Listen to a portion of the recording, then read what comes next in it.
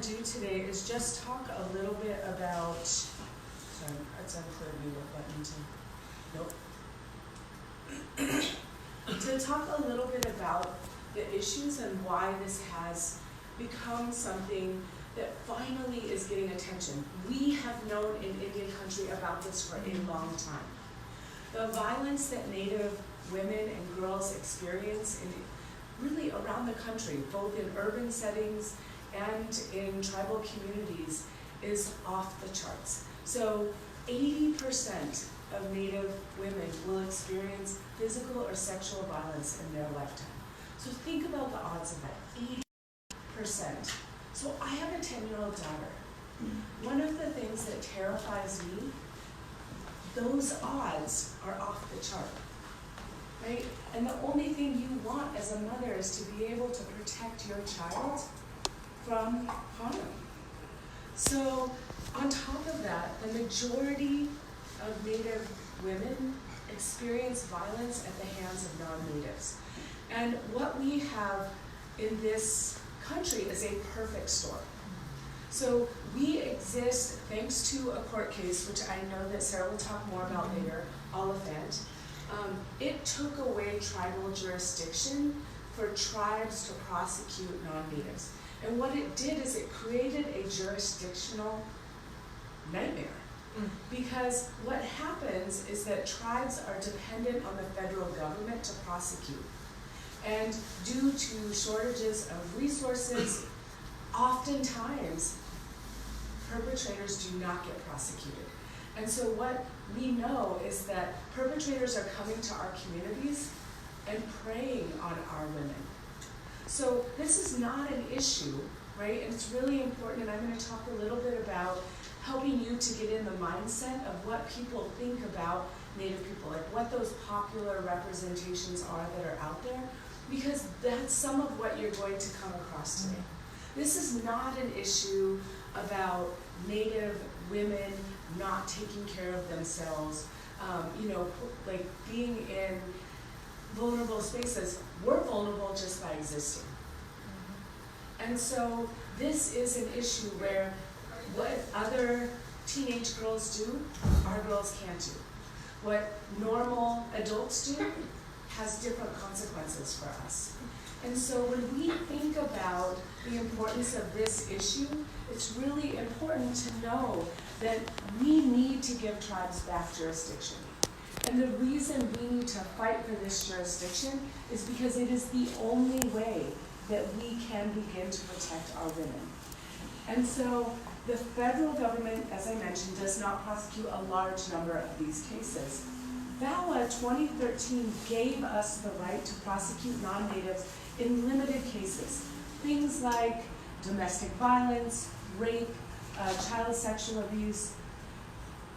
There, to date, I believe there have been 128 cases prosecuted, or at least there have been cases brought forward. Of those, a large percent have been prosecuted. I believe that numbers like 78 have been prosecuted. To date, not one of those cases has gone to federal court claiming bias, that they were treated badly. Yet, the main reason that the Senate is not passing VAWA is that they do not believe that Natives judges will be fair to non-Natives. There is no evidence of this. And yet that is their primary hang-up. And some of this, I would argue as a researcher, really boils down to the fact that we have a power issue. There's some issue among some politicians about the idea of giving Natives power over non-Natives. And so if we just boil it down, right, at a very simplistic level, there is evidence that non-Native judges are biased. But somehow, even though there isn't evidence, they're certain that Native judges cannot be unbiased.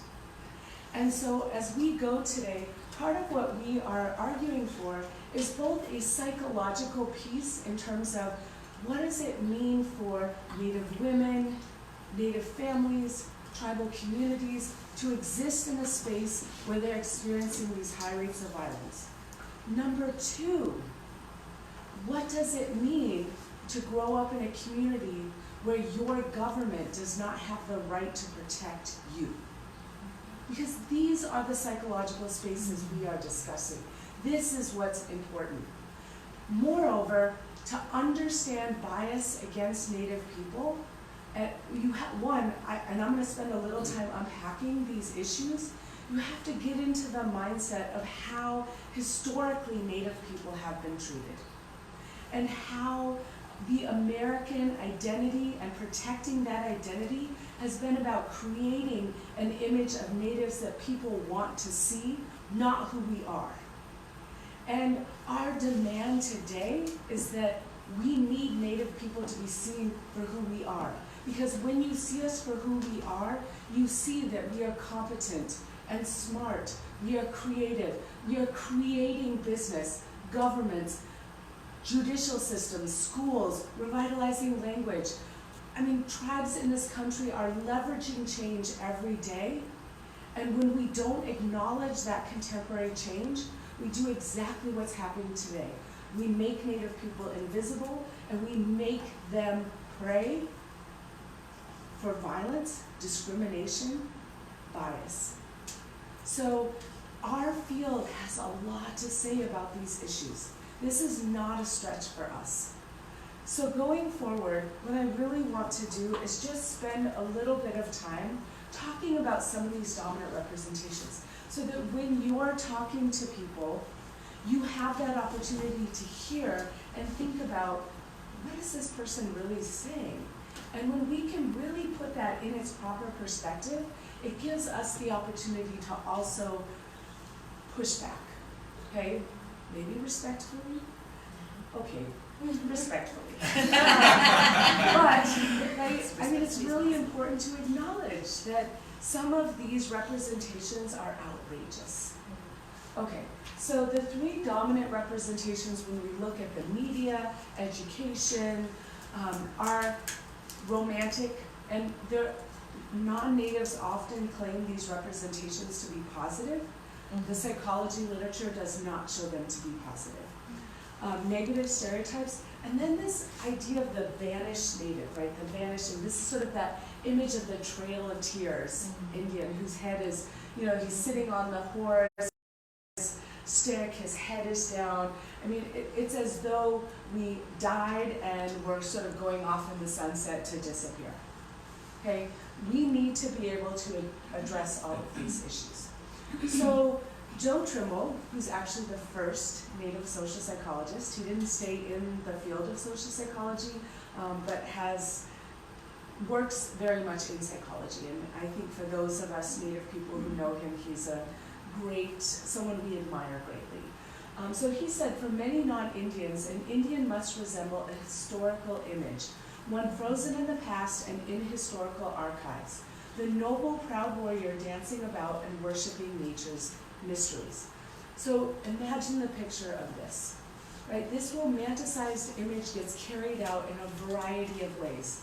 Indian mascots, right? And this is a battle that is so relevant this week, right? The Kansas City Chiefs they are one of those organizations where people put on fake headdresses, paint their faces red, they do the tomahawk chop, right? These are all ways in which we continue to create a public representation of natives that is not reflective of who we are today.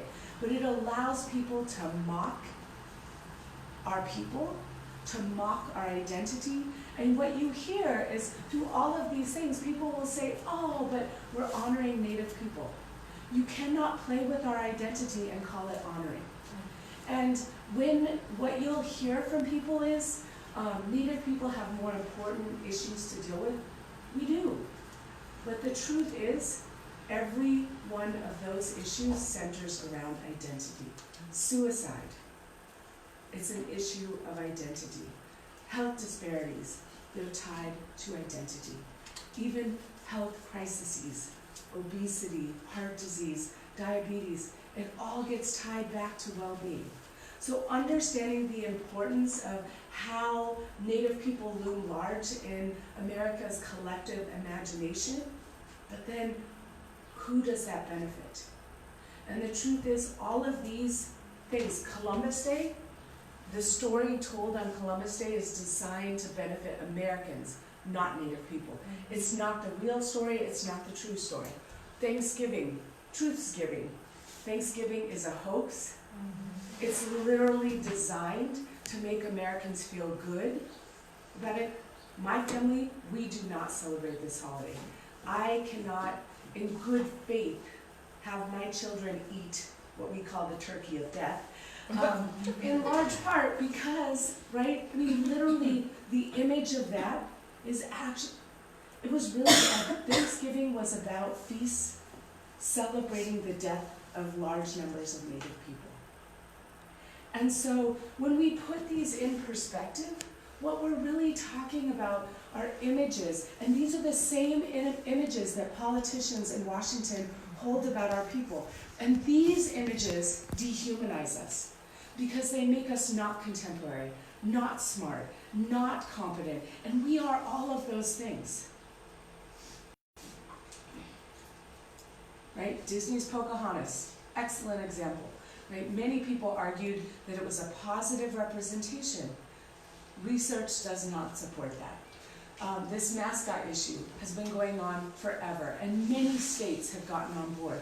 Many school districts have gotten on board, but this is still an issue that should not be an issue. This is not hard to understand, and yet it persists. These are pictures from my daughter's kindergarten class. And you know, this, like, to really get a sense of this, and I hope that this will help illustrate the impact of these representations, right? This was an activity they did for Columbus Day. This was their poster board for Thanksgiving. Here's what you need to know, is that if we allow America to continue these types of representations in our classrooms, in our colleges, on the media, what we are doing is we are telling children, like my children, that when they walk down the streets of our communities and they see people struggling with drug addiction, alcoholism, homelessness, it tells my child that there's something wrong with our people. But when you tell the truth, when you talk about colonization, when you talk about the fact that women's bodies and women's lives have been at the center of this issue for all time. We have been used, murdered for centuries, all in an effort to force Native people to do what the settlers in this country wanted.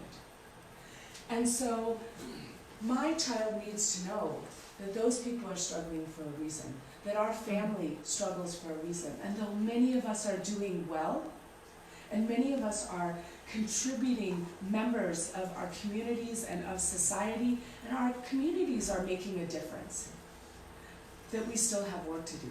That is a real message. That is a different message that gives my child hope and a place to move forward as someone who can grow to also help her people move forward.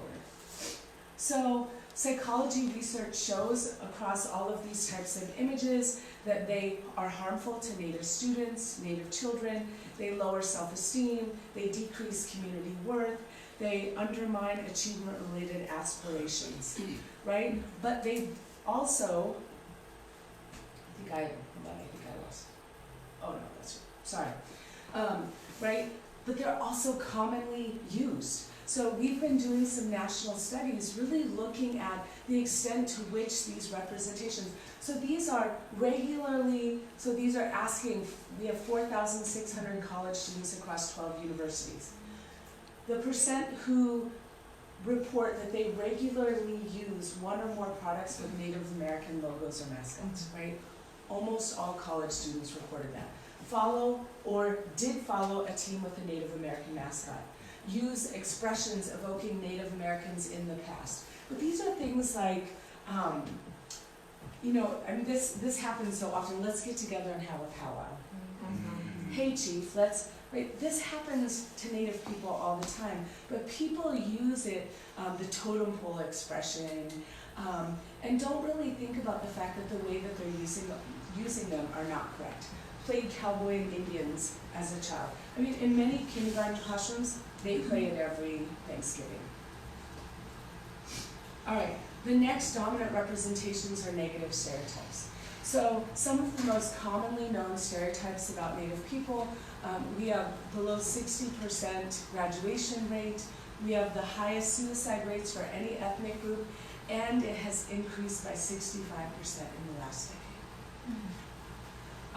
We have 2 times the national average in terms of poverty. 1 in 5 Native children are born into poverty. And yet the casino stereotype leads people to believe that we are rich. Drugs and alcohol. So what is interesting is that when you look at the national average for alcoholism rates, they don't really differ, but the stereotype is that we have high rates.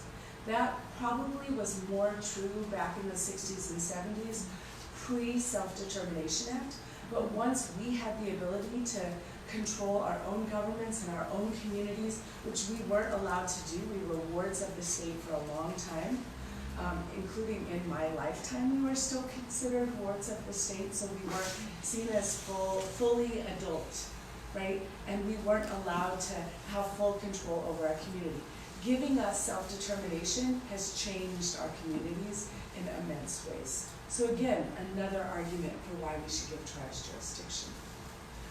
The last representation is invisibility.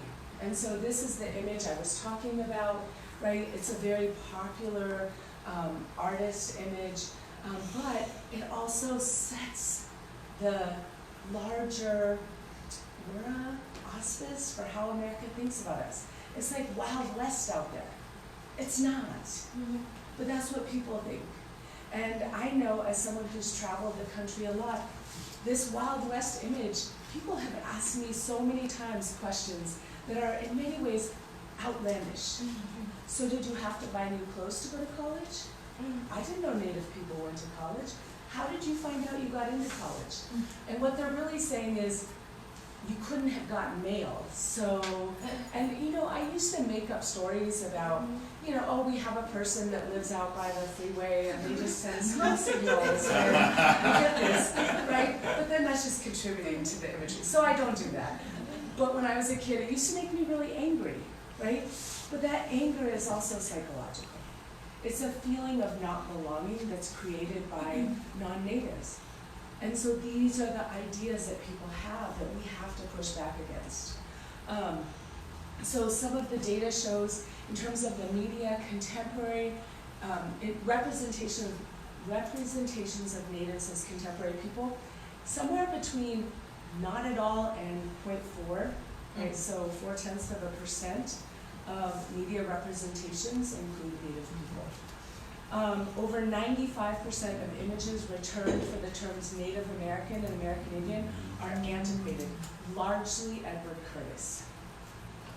87% of references to Native Americans in 50 states' academic standards portray them in pre-1900 contexts.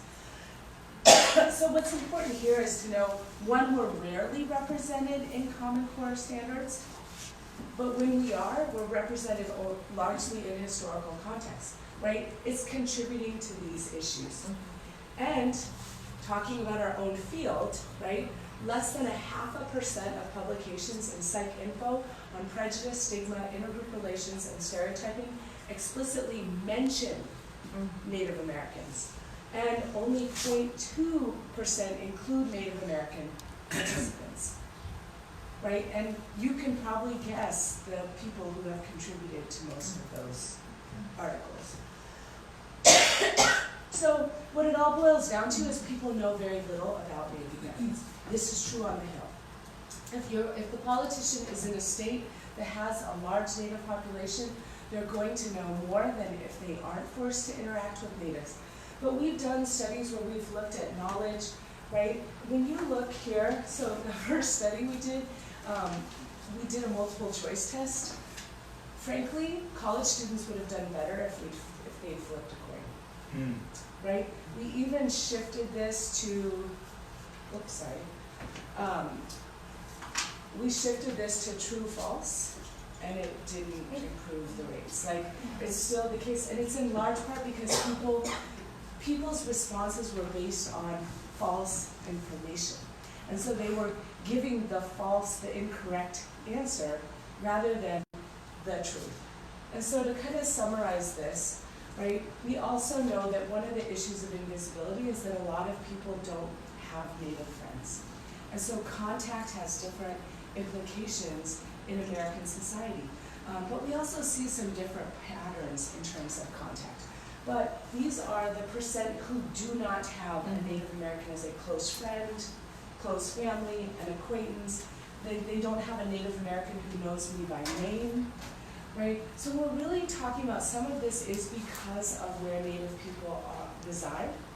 But let's also be careful to know that we reside in those spaces because we were forced there, right? Some of them are our territorial homelands, but the way in which that was constructed had a big impact. Okay, so why does this matter? Social representation shapes how people think and feel about and subsequently act towards members of groups. Native people are often omitted from conversations about contemporary life, including discussions about bias, prejudice, and discrimination. Consequently, these omissions influence what Native children see as possible for themselves and what other people see as possible for them. So, today we focus on reclaiming, right? And so a big part of this is thinking about how what's left out is meaningful, okay? So what can we do? The modern form of bias against Native Americans is driven by invisibility and racism minimization. So when we don't see a group, we don't have to be responsible for them. When we minimize the experiences of that group, we also don't feel like we have to be responsible for that group. This bias influences every aspect of Native people's lives, including the apathy they experience and the ignorance they see towards the violence Native women and girls experience and towards murdered and missing Indigenous women and girls. Today we can push back against these ideas by providing more accurate contemporary ideas and representations about Native people. So when you're talking with politicians, senators, congressmen, it's important to recognize when their representation is driven by one of these ideas and to be prepared to respectfully push back. So we want to impose who Native people are, right, and force the world to deal with us today, not with their historical representation of us. And so I just wanted to end by showing you a couple of pictures of contemporary. So this is Matika Wilbur's work, and I'm a big fan because what she has tried to do is something that Edward Curtis didn't do. He went to reservations and he asked Native people to pose the way he imagined them to be. And so he goes to the Southwest and asks them to look like Plains Indians. And so those images are not accurate. But Matika has traveled to every tribal community and she takes pictures of them the way they want to be seen, right? So this is in my own community. This is another Coast Salish community, right? So what you see is the ways in which culture is there and alive and flourishing, and it is who we are, but we're also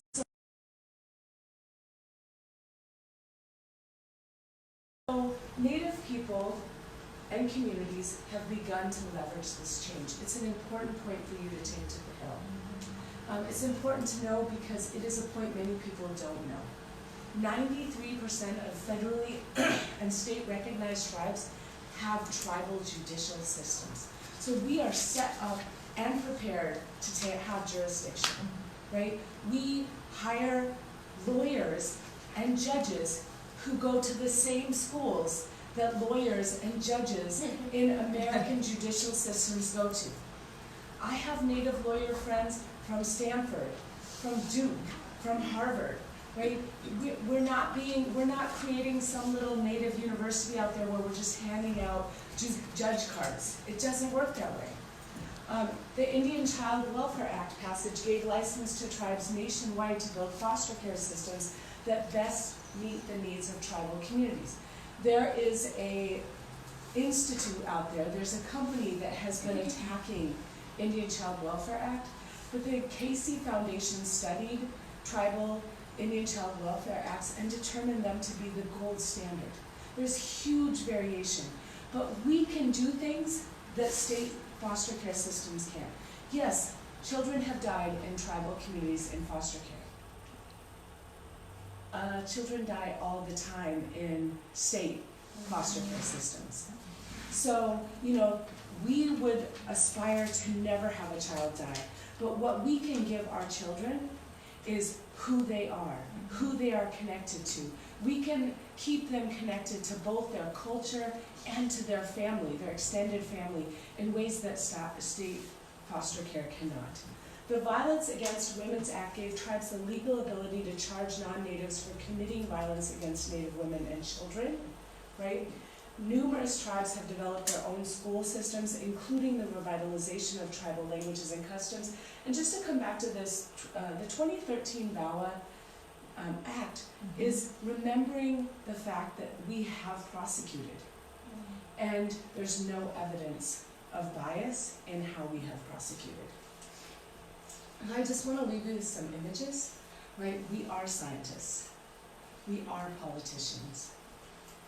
And we do this to protect the future of Native children.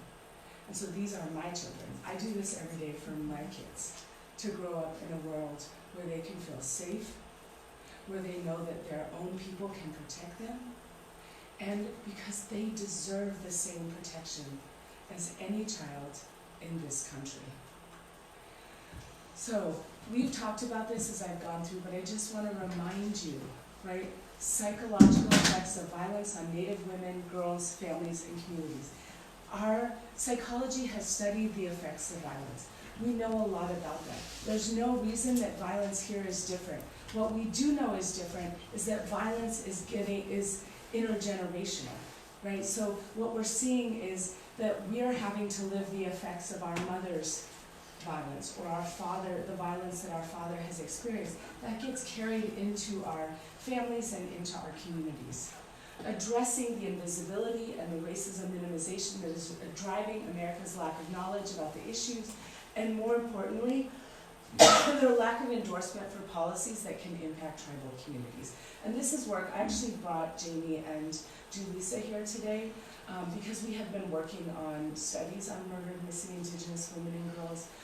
I really see these two as the future for our field in terms of addressing these issues in really meaningful ways, particularly in social psychology. And so it's important to me that they get to be here for this moment, but also because they can bring their voices from their communities. And I know that it's real for both of them. And it's something that when we go out, we don't just carry the research, we carry the voices of Native women across this country. We have the opportunity today to speak for people that nobody is speaking for. And fortunately, the movement recently in terms of murdered and missing Indigenous women and girls is getting more publicity, but there still isn't enough change. And the rates of violence have been there for a long time. And yet there's apathy. The fact that VAWA has not been renewed is an atrocity, right? This MMITW is a direct connection to this violence.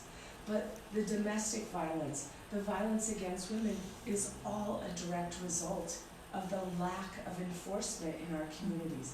We have to stop allowing predators to come to tribal communities and hurting our women and our girls. And so to me, that's a reason to stand up every day, to get out of bed and to fight and to give voice to these issues. So, thank you.